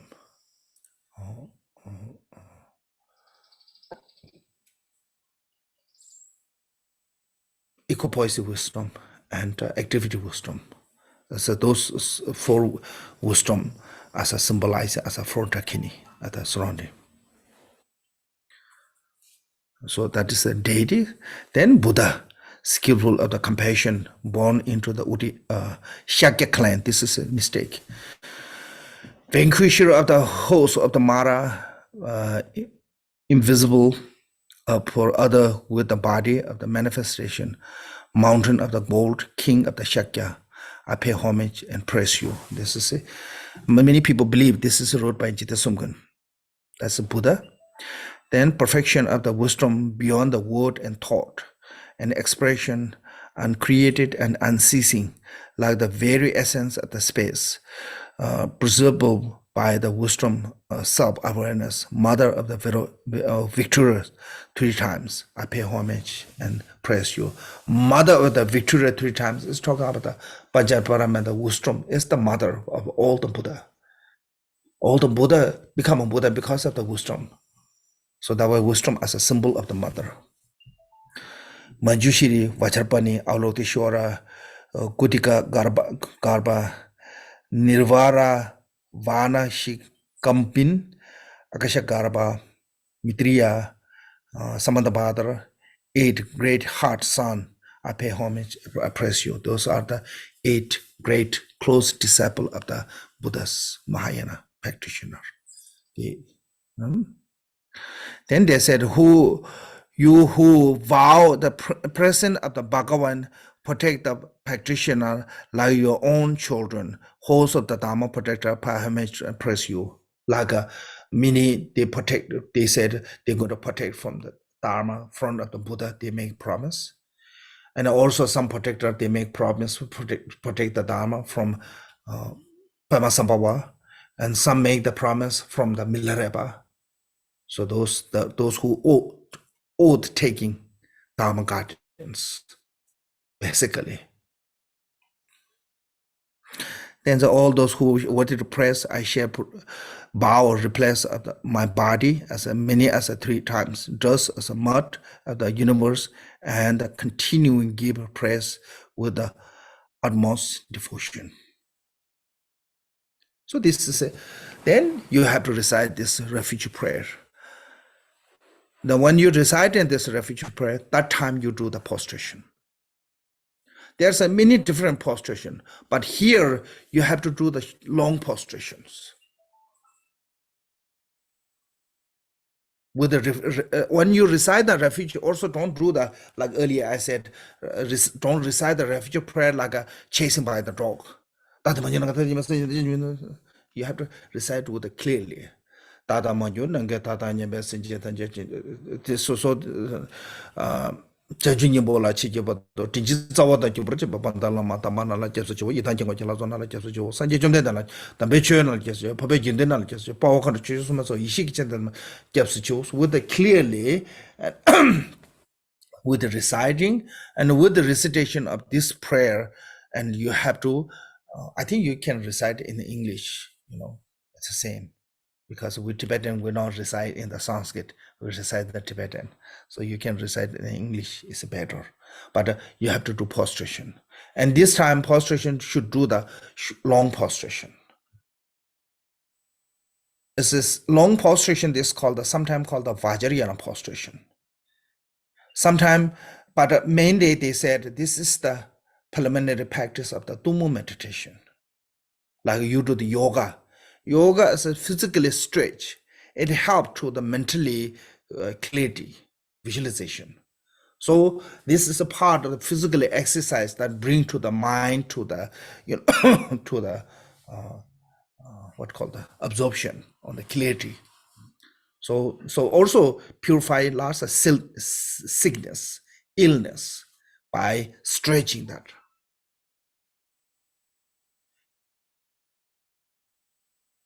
So some said because sometimes you see the Tibetan join hand and point here, and point here, point here, point here. So this is a symbol, saying when your hand is joined at the crown, saying I want to be born in the Pure Land. And when join hand at the forehead, purify all your physical obscurations, physical problem. When joined at the throat, purify all the mental speech and mind. And or saying is you're doing the prostration with the body, speech, mind all together. Then you push your hand down and kind of do, and again come back. So there's a lot of picture image doing the prostration, long prostration. Should do the long prostration here. I think it's have a reason that way it's called the Vajrayana prostrations. It helps you to open all your channel actually, include the open chakra. Preparation of the open chakra, open channel is the prostration. So that reason they call the Vajrayana prostration. In the Sutra, they never mention at this prostration, long prostration. In the Sutra tradition, prostration means the joint hand, touching feet, or touching 5 limbs on the ground. For two palm, forehead, and 2 knee. In the Sutra prostration is that one. But in this is a Vajrayana. That way you only see that in the Buddhism, Vajrayana tradition, they see this doing the long prostration, full one. You don't see the Theravada, Mahayana, they doing that prostration. They have only short prostration. So I think this is that reason is why it's called the Vajrayana. I think prostration is the preliminary practice of Tumu meditation. So we did this recite in this refuge prayer, you do the prostration. Continue. Okay. So this is the prayer here said in thought of one should be take refuge together with the means of other transitory beings. So what does mean the thought?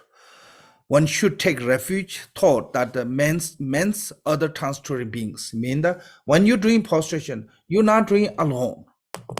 Your right is your father, your left is your mother, your front is your enemy, behind the 6 class of beings, and all of them reside in the refuge prayer and are doing prostration together.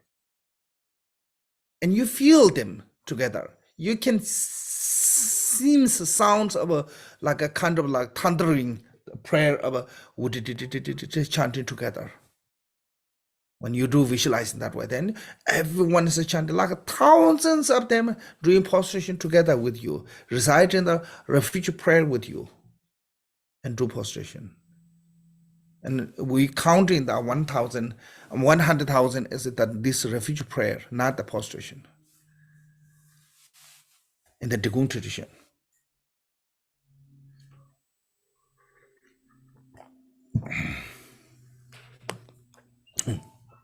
Yeah, we are in the Drikung tradition lucky enough. Otherwise, in the Drukpa tradition, you have to finish 1,000 for one session. The limitation. Yeah. You have to do 1,000 for each session. So 4,000 for day prostration. And the Drikung it didn't mention that way, the number. That'd be hard, yeah. Yeah. In the Drukpa, they have to do 4,000 for day. Yeah. Because for session, each session 1,000 is a requirement.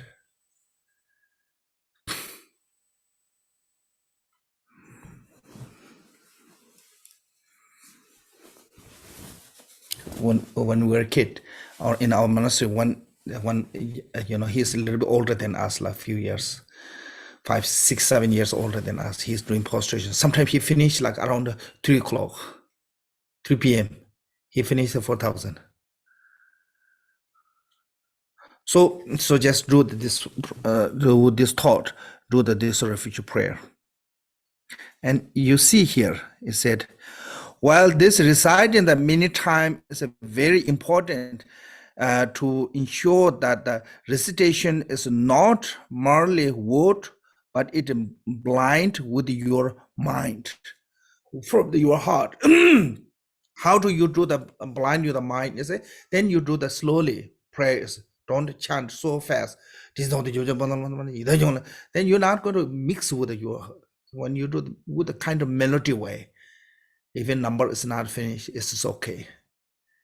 100,000 is not finished, it's okay. Just do it clearly, with the melodily. So then, when you do the melodily, then your mind is also absorbed on that meaning of the word, and do the prostration. At the end of the session, imagine that the retinue of all the object of the refuge dissolve into the principal ones, like surrounding. The principal one dissolve into the light, and the light dissolve into you. Then sit your mind clearly in the thought, free state of the non-elaboration, and relax.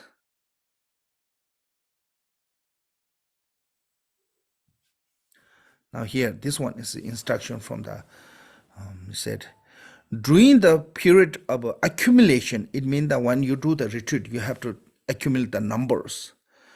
Each morning, visualizing the object of the refuge and recite the verse for taking refuge 100,000 times, together with the prostrations.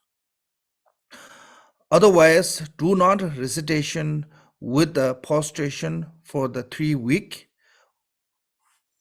Do the recitation with the prostration or the 3 week, or 1 week, or at least for 3 days. It's good to recollecting the meaning of the taking refuge and make effort. So at least like 3 days. Just do that, like from wake up morning, like 4 o'clock, and do whole day prostration. So when do the the 1 day like we session, what do is in morning, wake up early enough and brush yourself, cleanse, and with the motivation of the bodhicitta. Then fresh, then you start offering your shrine, arranging the shrine.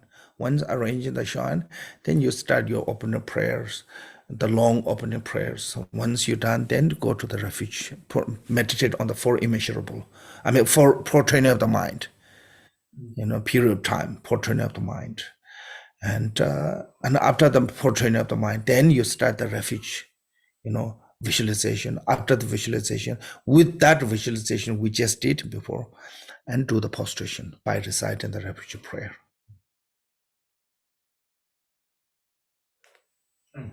You say the prayer once, prostration once, prayer once. No, you can do the two, three prostration for one prayer. Prayer continue, prostration continue. Count as a prayer, not the prostration. Okay. So yeah, be saying the prayer as you prostrate. Yeah. Okay, so different for a different lineage, but all right. Yeah. So yeah, because this prayer is long. Other lineage, their refugee prayer is short. So there were one prostration, one prayer is match, but here no. Okay. It take like two prostrations. When I did it take two prostrations. One prayer.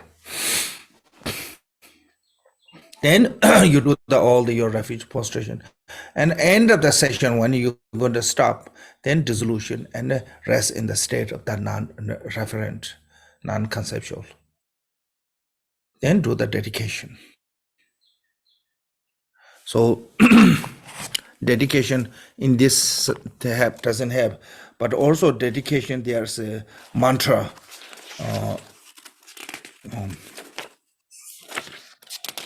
Some of you have this text, and so before the recitation mantra, there's called the session offering. Session offering is this root merit quantity. If you look this Ngondro, some of you have this Ngondro text. This is page 81. And a session offering, after the session offering, then you hear recitation mantra again. Really consonant, vowel consonant, interdependent, and Vajar Sadhva. There's 3 times each one. Then here is called the dedication mantra. Rudar Mukhi Mukhi Soha. Om Hanum Bashim Barashita Soha. Tayadam Penzagira Aubadana Soha. Then Om Ahu 100 times.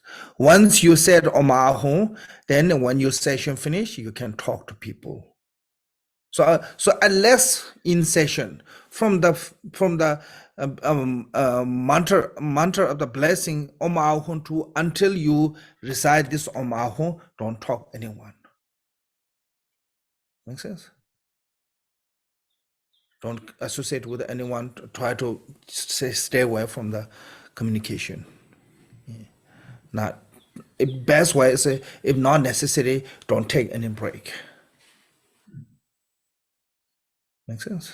Yeah. Then you should do the dedication. The first session, you do the short dedication. Then second session, short refuge prayer and actually emphasizing on the direct to the short opening prayer and actually do the refuge practice. Then short dedication. Then third session, short opening prayer, refuge practice, short dedication. And the fourth session, short opening prayer, practice, and long dedication. The last session. So that is then the dedication prayer we have there with this. Okay.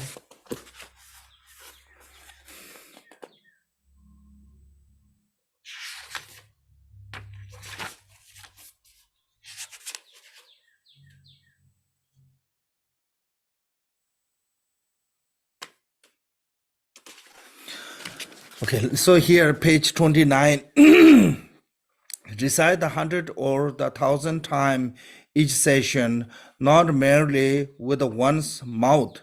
Rather, one should have certainty mixing one's mind in this way.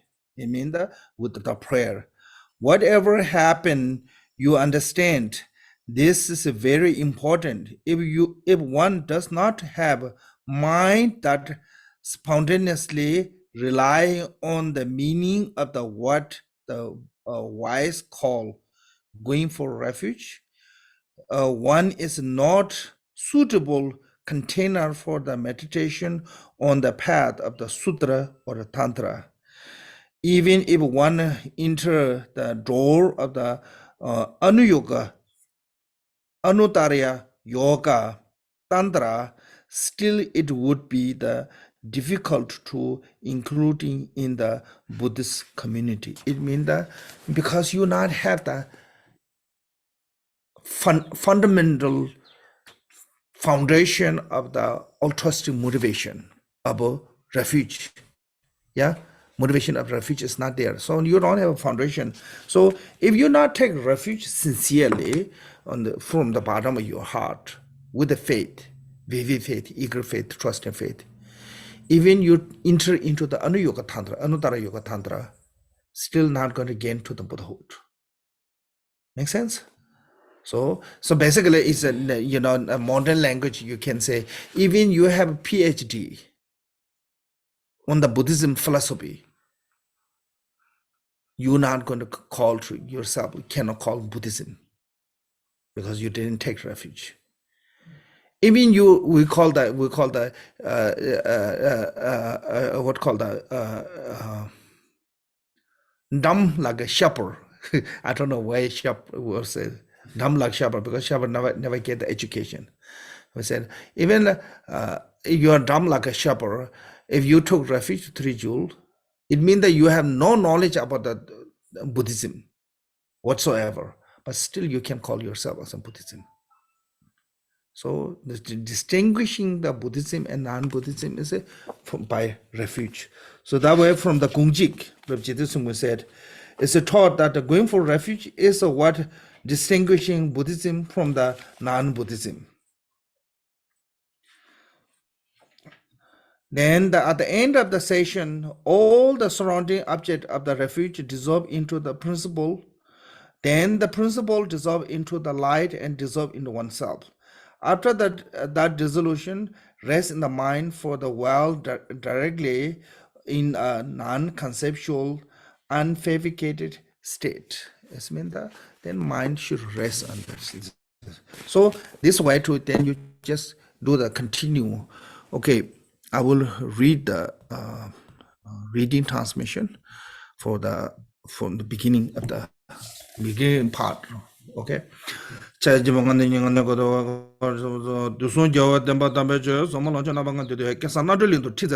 Gobo de gumba de gocha piju chanda ni ji chu de le chung janju singi rab so ni kesan rola pende de derwa chapta tamara je jeso kyong ya de tumu ji ngondro lu san de yela dun de be damo ne ji ne go san de ne ju ju ba shen jo nga de ju nam ngo so so de ni pe da ju da ngo ko ne bar ka wa sam ni ba ne se gi ji ma me do ba ta ji kan ni me do tsela ni ma chema so me so nyo so ko ne chi wo me do ba sam sumba lu di sorry Ludi Deva Minjo Chubashi Jochu Chade, that you debut and Tede, Nami, Gutun one, you debut and she, Gutula and Chabata, Yuani, Lela Mio, Leta, Yuki, Mangembe, Les, or Gundesam, Tanya, Yasu, Tina, Rabsau, Mumbi, Champo, Tunju, Nami, get the Corla, Memarmonji, Royam, Yedam, Retuno, Menate, Shamali, Tombo, Tajin Chunam, so Tanya, Chubujan, Chubu, Achus of the Cus of the Sonoma, Pemada, the Chuba gave an association, Yinsu, the Yankora Sobas, Yidalaya,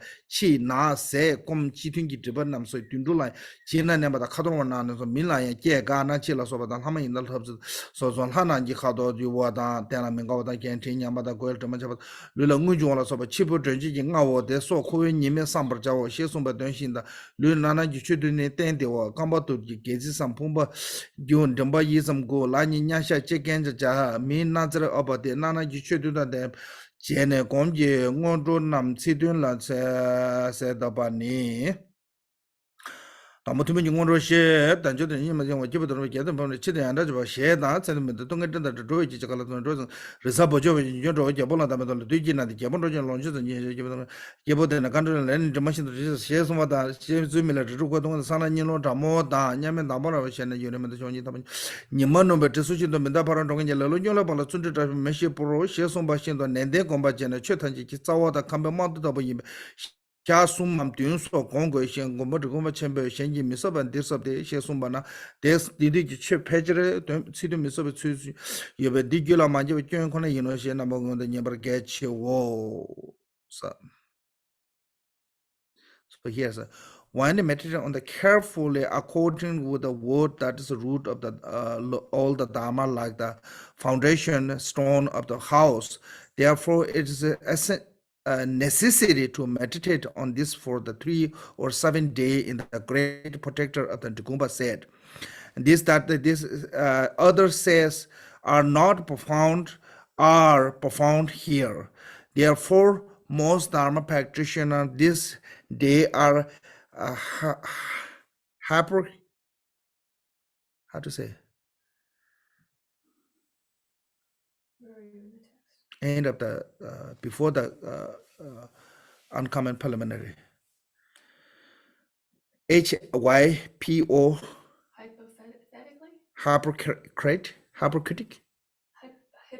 Hypocritical? hypocritic with the Discriminatory? discrepancies. Discrepancy? Yeah, discrepancies between what they are said and what they actually are. Defeat result only from not having given rest of this the mind. Therefore, this is important. Always be sure of this. Ni ba thum ngon do chin tam jo no. Dunji na ga je je pa san jo da ya ga cho je be ten do jo jo da yo chu je ten do. Senge de pa man yin de zo man zo no men de o men de zo ba la ma to chin la ji be la ma. Dunji ti de do ba ko lo tam la yin la zo ko yes no jo ba la kya ba sam sa ji do ni ko jo do tam chi po na ma ji ba yin to yi sam ba ja re su chi ro so jam be to jo san xian sa ni ma la so ni je Mengodo nambo chebo so chujo sumana jitimbo de badar sedo ba jo sedo la kon jo son ji so she choba wo yin la de ma kon de pa ja shen jo la chin so to so jo me se ko da ma le de le ngai da jo so ma jo ma le jo de yin wa xin de lo de jo kon de de se se de jo yin ma tan jo de da ngam ma se yin yin de jo de ma men do da ma choma da ma da sin yin na da jo ba de jo ma jo de me jo da na jo ba na so ma de jo ma ko ba jo ma jo da jo ba jo ba na ma jo da jo so ma jo de jo de ja she da de mo yin le da de xin de ba jo da jo Rajana Rogan Sonamana, which is Nagara Children, Jerusalem, the column. Yangan the Kashida Rogan page, the Kibashi, Daitamara Soji, the Cheso with Joseph. The Bana Chesa, the Dojim, good use in the Lamana Channel, Kiman, to Japan, to the Tabachi. Tabjet to Jishi, Resolution, the USA, the Master 좀 되게 지금 그것은 뭐지 또 봐봐 지금 거 이거 뭐 저도 되게 저 다다 많이 나가는 게 무슨 지금 이 시기에 전에도 만나는 접수 제고 시 같이 좀 많이 바뀌는 데니 레마다마 저와 개치 튼들 교육 거나 조던 조나 호도 주나는 데 마사지 다지 좀 행하는 세노 다소 지금 나더리 교육 세답지 칸다 겸도 칸도 저와다 냠도 참 분들함 샤도는 좀 Tana Shasungir Kanda Jondo Kamanda Jabri Dona Dambajashi Joyu Jan Sandy and then Belan Lebarangono. Okay. So if you can do the 100,000 of the refuge, that's wonderful. Even you cannot do, as here said, just do. So I think I like to do is now from today is 24th of the June, yeah. And July, August, maybe end of the August, the weekend, maybe weekend Saturday, we can do the Vajrasado empowerment and transmission. So from now on, until August, the new one should do the continue on the refuge. But if you're doing, already have your own the refuge done, Vajrasado done on 1 to 2 mandala, then you can start there. That's individual. But people who today new start, now on first for 1 week, I want you meditate only for the training of the mind. nothing else. Not do the refuge and read the refuge prayer and commentary on this. And this is online. You can find in the TMC website. The refuge part is already there. This book. Then, but mainly focus on the meditation on the fortraining of the mind, precious human body, impermanent, falls of samsara, karma. Then after 1 week, then you start the refuge practice until August last weekend. Yeah, the August last weekend, I will give the Vajrasattva transmission. That's, I think, good enough time linked for practice, because you're not doing every whole day. You're doing only morning or evening. So that way, I think that's good enough.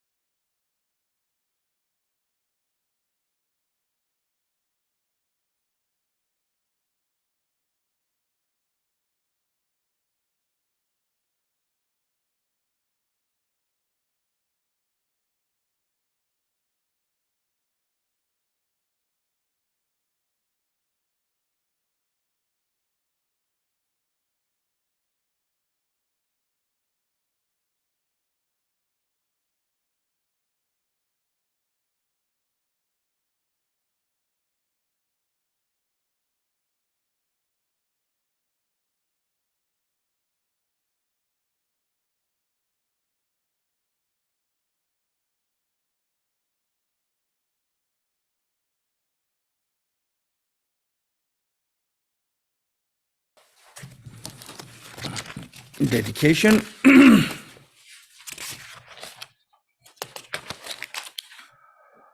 O sonam deye tanje seba nye tona jeben dana panje de jega nanje palon droba ye sebe solen drowa drowa shoy chanjo senjo rembo che manje bana je jo je ba nyamba memba Kone kondo pewa shoy jambe bawe chidra kemba da kondo sambo de de da kunje jesu da lo je jewa de da tamje rabdo ngo sanje kusu nyembe chen lo da chunye menjo dembe chen lo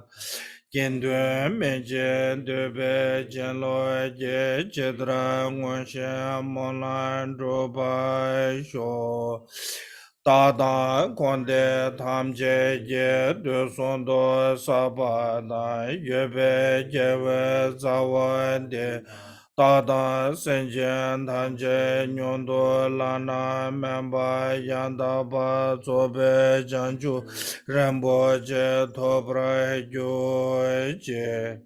By the virtue accumulated in the three times by myself and all samsara and nirvana, by the inner root of virtue, may and all sentient being and quickly attain unsurpassable, perfect, complete, and precious awakening.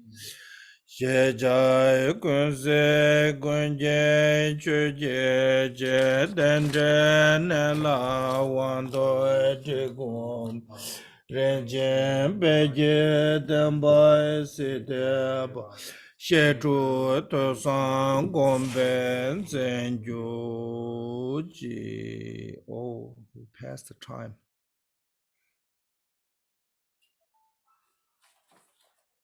Bonus teaching.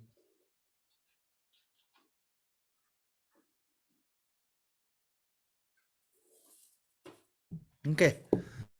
Thank you, everyone. Thank you, Ms. Hu, Ms. Tao, and for translating, and also Mr. Alexander. Yeah.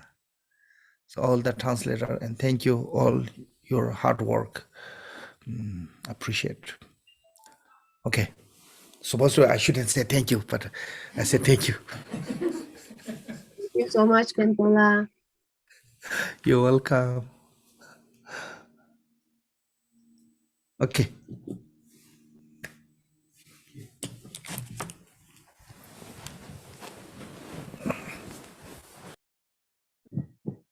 ขอบคุณ เอาละ ค่ะ กันสิ